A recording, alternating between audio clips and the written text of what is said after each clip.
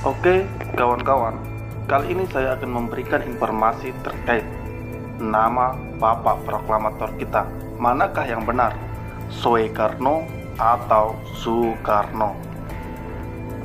Sebagai bagian terpenting dalam sejarah Indonesia, nama Soekarno banyak ditulis. Namun, seringkali penulisan nama proklamator sekaligus Presiden pertama Republik Indonesia itu tidak tepat. Masih banyak yang menulis nama Soekarno dengan ejaan Soekarno di media, buku-buku, nama tempat, nama jalan, jurnal ilmiah, dan lain-lain. Bahkan ensiklopedia daring terbesar, Wikipedia, masih menulis dengan ejaan Soekarno. Lantas, mana yang benar, Soekarno atau Soekarno? Jika Anda membuka lembar demi lembar buku Bung Karno, yaitu Penyambung Lidah Rakyat Indonesia, karya Cindy Adams, yang diterbitkan PT Gunung Agung 1966, nama Bapak Marhaenisme itu ditulis dengan ejaan Soekarno tanpa huruf E, dan itulah yang benar. Di buku itu, Soekarno memberi penjelasan kenapa namanya mesti dieja Soekarno, S-U-K-A-R-N dan O. Menurut beliau, setelah Indonesia merdeka, tepatnya di tahun 1947, terjadi perubahan ejaan.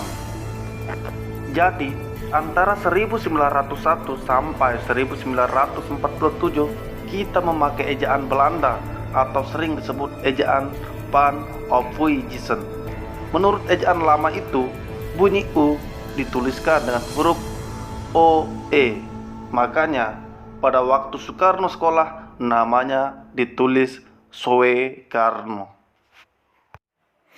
Tahun 1947, Menteri Pengajaran Raden Soeandi mengganti ejaan Van Ophuijsen dengan ejaan baru, sering disebut ejaan Republik atau ejaan Soeandi.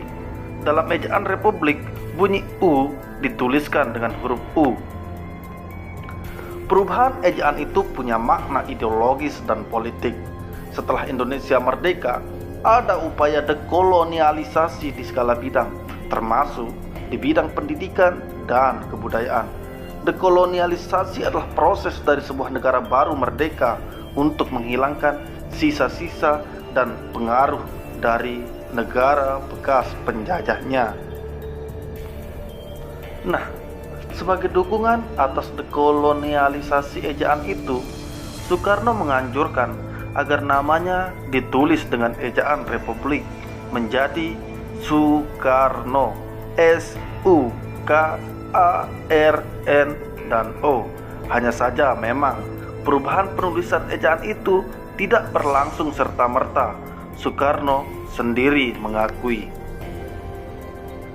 tidak mudah untuk merubah tanda tangan setelah berumur 50 tahun.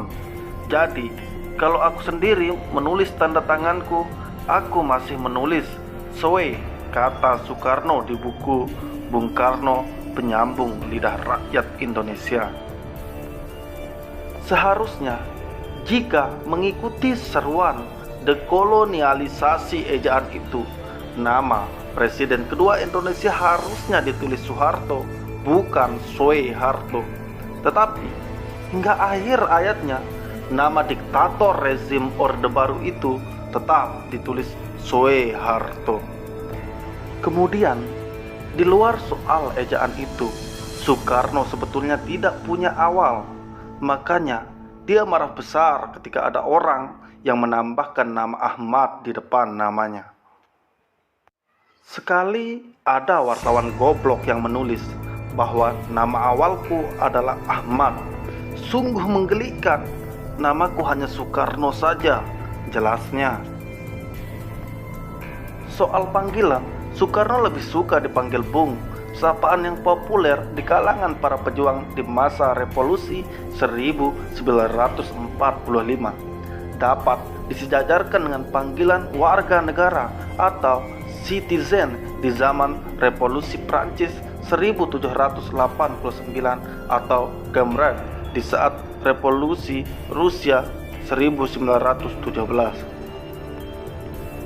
Sapaan Bung yang bisa berarti saudara atau kawan seperjuangan, melenyapkan penghambaan terhadap hierarki feodal maupun jenjang kepangkatan. Dengan panggilan Bung, setiap manusia Indonesia dianggap setara sebagai saudara seperjuangan atau saudara sebangsa, tanpa menghilangkan rasa hormat dan prinsip saling menghargai.